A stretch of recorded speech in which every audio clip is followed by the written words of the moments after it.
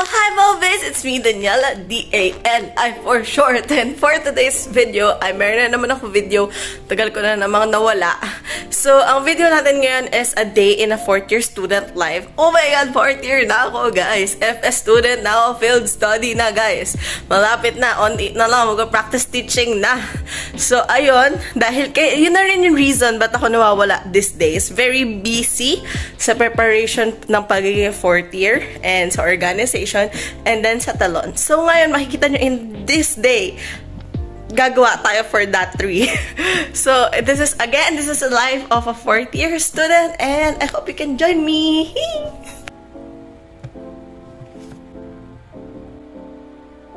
So, today is magsa-7 na, guys, and ang pasok ko is 7:30 kasi magkakaroon kami ng shoot, picture-picture sa organization. And yun, every morning, nagbe-breakfast lang ako like tinapay, ganyan. So, ito, emo. And yung favorite ko, na palaman, yung butter and sugar. Ayan. So, it makes me, nagkakaroon agad akong energy kasi sugar, tapos coffee yung iniinom ko sa morning. Pero, hindi ko na ito madalas ginagawa since tumataas nga yung sugar ko. Ang favorite ko ng mga nakaraan is cheese. Fat naman yung tataasan na. Pero yun yung ginagawa ko. Ngayon, 7 na and, magsa-7 na. And usually, after nito, magsusuklay lang ako ng hair and then sa tricycle na ako mag-aayos. Ang nangyayari kasi these days, ang ginagawa ko lang sa pag-aayos is lipstick lang.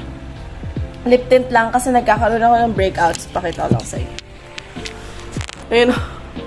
Nagkaka-breakouts ako these days kaya wala ko masyadong nilalagay sa face ko. And yun lang. So, let's start our day. Nag-aayos na ako dito ng hair, guys. Makikita niyo pa paano ako nagpre-prepare for school sa mga old vlogs ko and mga TikTok videos ko. So, check that out. So, paalis na ako, guys, ng bahay. It's 7:10 na and 15 to 20 minutes kasi yung biyahe papunta sa school galing sa amin. So, alis na ako. Kasi 7:30 kami need. Oh my God, naipis. Yuck! So, this is my bag. Andito na lahat ng kailangan ko today. Notebooks and all. Pati costume, baon. Nandito na siya lahat. Lalagay ko yung link sa baba. Very large yung capacity niya and very maganda quality. 7 kami nasa school kasi 8:30 magsa-start yung class namin today, Friday. And 7 na kailangan na namin makapag-picture ng mga ka-org ko sa Konseho Kritiko kasi ni-require kami for pictorial ng mga organization officers.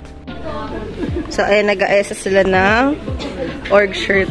Kasi mag-picture ngayon. So, ito yung org shirt namin. Sa Konseho Kritiko. Meron dito yung, yung logo. Tapos, ito yung initial, tapos apelido. Tapos, meron sa likod na one must be able to read, think, listen, and write critically by Don Wesley, then Konseho Kritiko. Wow! 8:30, nasa room na kami and 9 o'clock nag-start ng aming integrated LEPT review and kasama namin dito ang Chain Univarts. Super gagalingin ng mga binibigay ng speaker dito as in very malinaw yung pagkakaturo as in parang papasok sa utak mo yung mga sinasabi nila.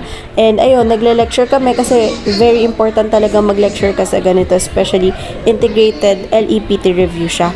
Hindi na ako nakapag-video pero ito na yung afternoon session kaya ayan, may mga kape na kami. Katatapos lang ng lunch namin dito and nagkaroon ng short activity na kailangan ng volunteer. Super fun ng session and ayun, after na in-announce na yung top notcher, hindi na ako umasa kasi nung nag-take ako ng diagnostic test, guys, as in puweta-puweta ako, tulog ako ng tulog habang nagte-take ng exam.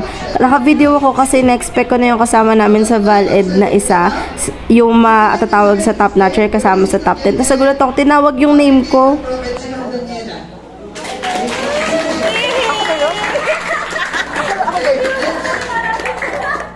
May totoo ba? 70.56 ay taas ng Gen-Ed niya. Siya ay pinakakatas sa Gen-Ed 43. So, yan. After ng 3 o'clock, nagpunta na ako sa final rehearsals namin para sa performance namin on Monday. Hi, guys. Tamang gawa lang ng music kahit wala pa sila. Dani pa lang pwede. Escape the hustle and bustle of urban life.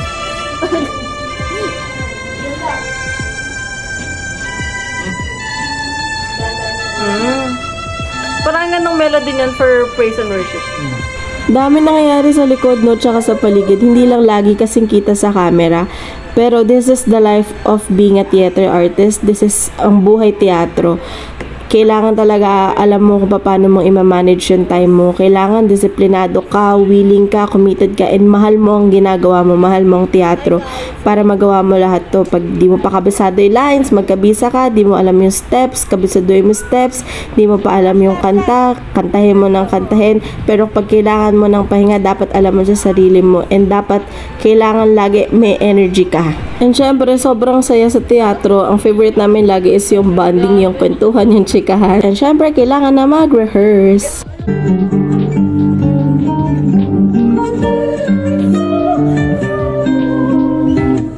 Hey! Iba na ang yomti! Iba na ang yomti! Nagbago na lahat sa'yo! After na nagpunta na kami sa mismong stage para makapag-blockings and para makita na dapat malaki galaw mo since this is teatro nga.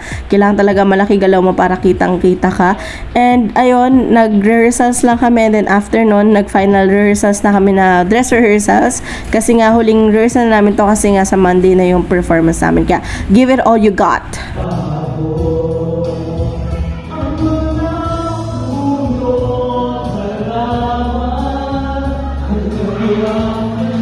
And ayun, nagpahinga lang kami and nagchikahan after a long day and after a long rehearsals. And again, this is our favorite part kasi ito talaga yung pinaka-bonding namin, and ma-feel mo talaga yung spirit ng Telon family pagka ganito. Paano? Dasin, paano?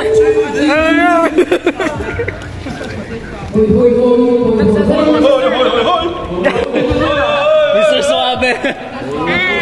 Uy, huling-huli! Sakto! Hi!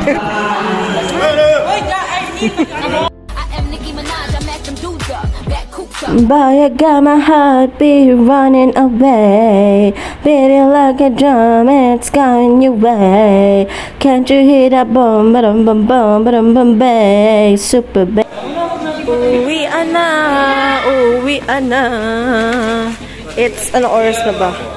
9:24 in the evening. Almost 10 na din kami nakauwi kasi naglinis pa kami ng auditorium and ng Mascom Lab, and syempre kailangan ko ng sugar energy!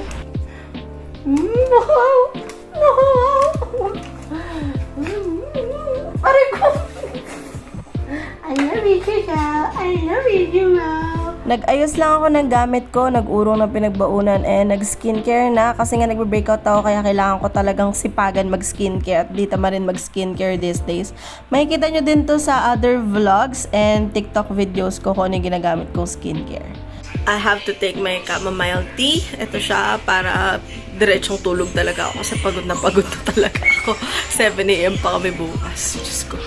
And hi again guys! I know ina-expect nyo na outro na to, pero hindi pa kasi nag-edit ako kanina nung vlog and short pa lang naman siya, so napag-decidean ko na mag-extend pa ng one day, which is ngayon Monday, kasi ngayon na magkakaroon na as in massive na kabisihan kasi kailangan ko magpa-medical as a 4th year student kasi this week ay i-deploy na kami kasi mag-field study na kami, and may bukas yung performance namin for Telon. 2 times kami mag-perform, and may mga booths bukas kasi freshman orientation para sa Consejo Critico, and ilalagay ko na siya dito. Very short lang din, pero yun, A Day in My Life pa rin title ko dito para magulat na lang kayo na meron pang dagdag.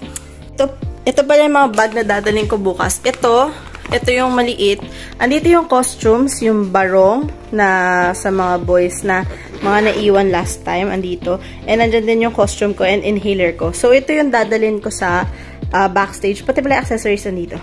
So, ito yung dadalhin ko sa backstage. Nalalagyan itong dalawa na to ng mga tissue, pamunas na kailangan na nasa backstage. Kaya nakaganyan na siya. Andito naman, ang laman lang nito, lahat ay makeup. Kasi nga, production, manager ako sa Telon. And yan, dala ko kasi ako yung nag-makeup sa kanila. So, dala ko yan. Tapos, dyan lang din yung ID ko and then yung charger ko. And ayan. Halos puro for organ dala ko. Tapos, dalawa na yung binaon kong inuminan para sure. Kasi, nabibitin ako dito. 2 performance po yun and full day kami. Kaya, dalawa na sila para sure. kailangan flask yung iniminan ko kasi fun fact about me is hindi ako masyado nagmamainit or maligamgam na tubig kasi lalong nagdadry yung lalamunan ko. I really do drink yung cold water, hindi iced cold water, okay? Cold water kasi yun yung nagpapa-refreshen ng sarili ko and then ng voice ko. So, sa singers, parang, ano yun? Na malamig na tubig, di ba nakakamalat yan? Pero, hindi po kasi totoo yun in all times. Pag pagod ang boss mo, uminom ka na malamig na tubig, dun po siya mamalating ka talaga. Pero there are certain times na katulad po nung case ko, na sa malamig na tubig naging okay, and then the others naman ay sa maligamgam na tubig. So, iba-iba siya. Malalaman mo lang yun as time goes by kung saan ka talaga compatible. So, I woke up at 4 AM kasi kailangan nasa school na ako ng 6:30 kasi kailangan pa namin idikit yung mga kailangan idikit sa may booth ng Consejo Critico kasi freshman orientation ngayon. Nag-coffee lang ako tapos ginawa ko na rin yung sa may ulam ko and ito naman yung normal routine ko pag morning, kape tsaka breakfast. Isa rin pala sa morning routine ko makapagbardugulan kay Sugar. Good morning, Sugar. Good morning. Bakit naman nagluluha naman? Nagmumata ka? Good morning. Bakit bigla ka naman nalalambing sa akin? Good morning, baby. After noon, mga 6, nag-aayos na ako ng hair ko. Makikita nyo tong hair care routine ko sa sa old videos ko, paulit-ulit. And yun, after kong mag-ayos ng hair ko, umalis na rin ako parang umabot ng 6:30 na nasa school ako. Hindi na ako nakapag-video na nag-aayos kami ng booth ng 6:30. Pero pagkatapos ng pag-aayos namin ng booth, nagkaroon ng flag ceremony na co-ed ang host.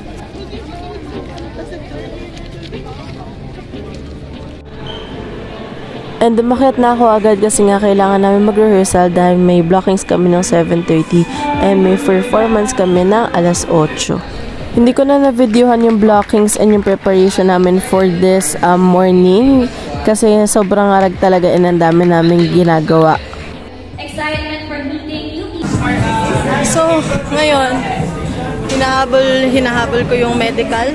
Kasi 11 na hanggang 12 lang daw sa hospital. Requirement to para sa deployment namin sa may 4th year. Pagkatapos ko magpa-medical, dumiretso muna ako sa co-ed building para bumisita sa booth namin ng Consejo Critico and para makita din yung ibang mga booth na hinanda ng mga organizations. Hi, ma'am!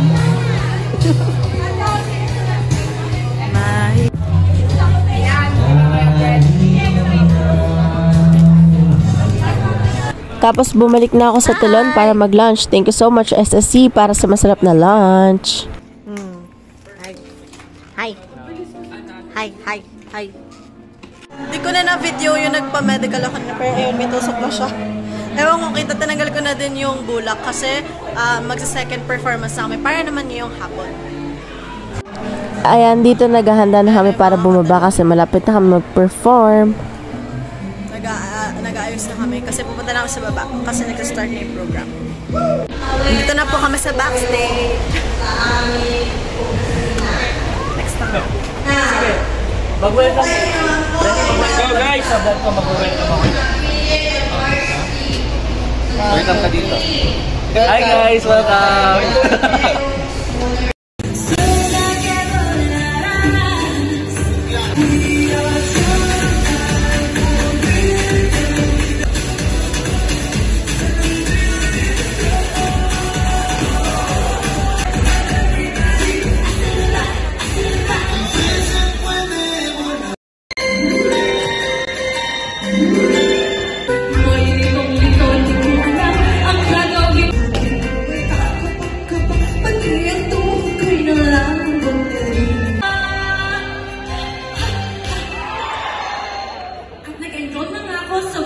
University of Philippines. At aaminin ko.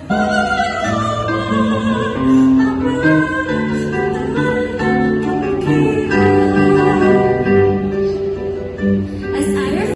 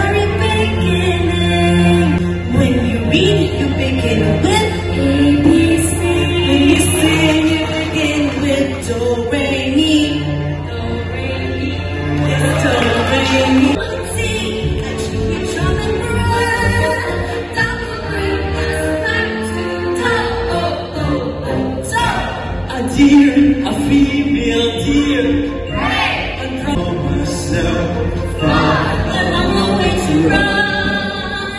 So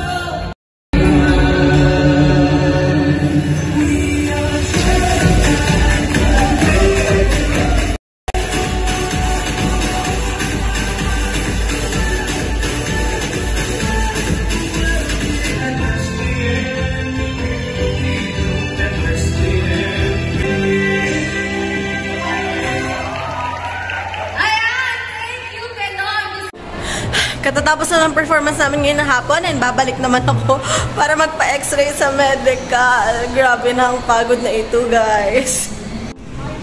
Dito na ako sa hospital. Ayan. Yung school class namin meron yung hospital. So, dito na ako. Okay din yung minsan nalilate ka. Kasi ikaw na lang, hindi ka napipila.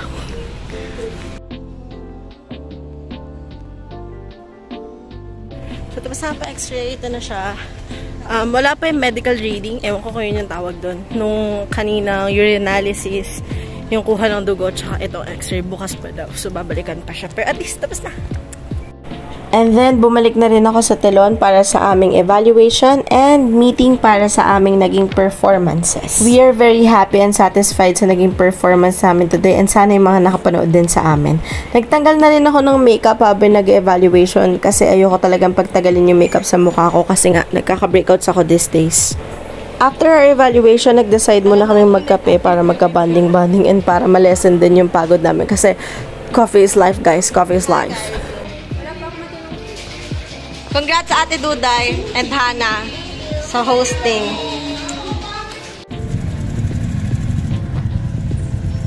Dami kong dala, guys. Hi guys! So I just got home and kailangan ko naman gumawa ngayon ng schoolwork para naman sa kailangan ko i-pass ngayon din. So, ikakram natin to. Andito na naman ikaw sa tabi ko. Nasa wire ka pa, mami. Angat-ngangat-kitin mo naman yan. Halos puro requirement for FS and mga kailangan sa organizations yung ginawa ko today. And meron pa rin ako kasing back subject kasi nga transfer ako. So may isa pa akong minor or general subject na need i-take. And ito, ginagawa ko yung requirement doon kasi meron kaming dalawang kailangan ipasa.